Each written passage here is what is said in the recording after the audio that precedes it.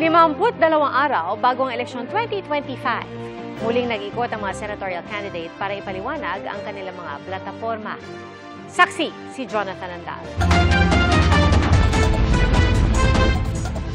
Nagpahayag ng suporta si Ariel Querubin sa MSMEs at online entrepreneurs. Sa Cavite, ibinida ni Tito Soto ang mga nagawang batas. Si Senador Francis Tolentino nais mapalakas ang agrikultura at maalis ang VAT sa kuryente.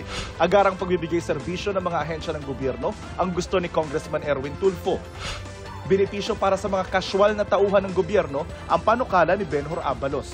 Si Mayor Abby Binay nais ding matamasa sa buong bansa ang mga benepisyo ng mga taga Makati. Idinetalye ni Senador Bong Revilla ang mga batas na naipasa niya.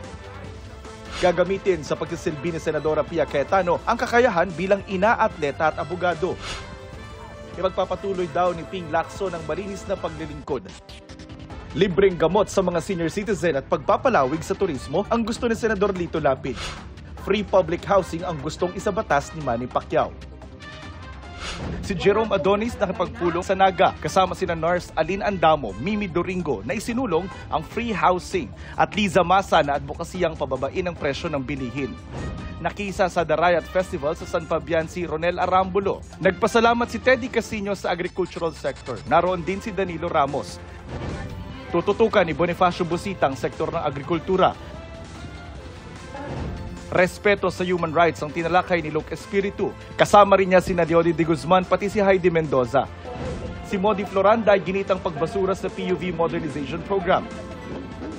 Kabilang sa mga plano ni Mark Gamboa ang mga pabahay, ospital at paaralan. Paalala ni Senator Bongo, unahin ang interes ng taong bayan. Si Gringo Honasan, kinumusta ang mga nagtitinda sa New Lucena City Public Market. Payo ni Sonny Matula sa mga estudyante, magpursige at huwag mapapagod. Patuloy naming sinusundan ang kampanya ng mga tumatakbong senador sa eleksyon 2025. Para sa GMA Integrated News, ako si Jonathan Andal, ang inyong saksi. Mga kapuso, maging una sa saksi. Mag-subscribe sa GMA Integrated News sa YouTube para sa iba't ibang balita.